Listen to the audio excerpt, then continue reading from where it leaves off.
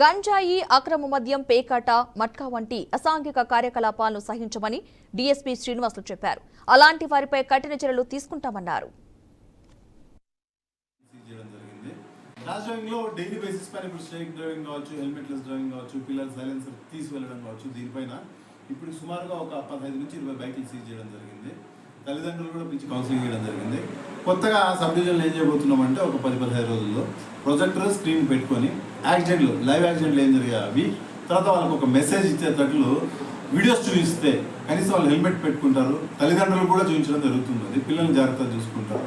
రేపు పొద్దున తల్లిదండ్రులు కావచ్చు, వాళ్ళ పిల్లల కోసం ప్రాణం పోతే మార్చి దగ్గర ఏడ్చే పరిస్థితి రాకుండా కంపల్సరీ వాళ్ళకి ఆ వీడియోలు చూపించి వాళ్ళ కౌన్సిలింగ్ ఇచ్చి, ఎందుకంటే సమాజంలో మార్పు రావాలంటే ఏదో ఫైన్లు వేస్తేనో లేదంటే జైలు పంపిస్తేనో రాదు. ఫస్ట్ అవేర్నెస్ క్రియేట్ చేయాలి. అవేర్నెస్ క్రియేట్ చేయడంలో భాగంగా ప్రొజెక్టర్ స్క్రీన్ పట్టుకొని లైవ్ యాక్సిడెంట్స్ గతంలో జరిగినవి కావచ్చు, ఇంకొన్ని అవేర్నెస్ వీడియోస్ కావచ్చు వేసి వాళ్ళ అవేర్నెస్ తీసుకురావడం జరుగుతుంది. ఇదంతా ఒక ప్రాసెస్.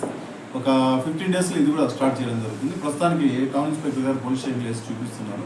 మొత్తం సబ్ డివిజన్ అంతా కూడా స్టార్ట్ చేయడం జరుగుతుంది. ఇది కాకుండా ట్రాఫిక్కి సంబంధించి విపరీతంగా ఫ్లైఓవర్ కింద జామ్స్ ఉన్నాయి. దీనికి తొందరలోనే ఒక 10-15 రోజుల్లో ట్రాఫిక్ ఓపీ ఒకటి ఓపెన్ చేస్తున్నాము. Traffic vehicles with beacon lights, siren, mic, jackets, first aid box, baton ఇవన్నీ పెట్టి ఈ వెహికల్స్ ఒక 4 వెహికల్స్ సబ్ డివిజన్ తీసుకోవడం జరిగింది. అవన్నీ ఇప్పుడు తయారవుతున్నాయి.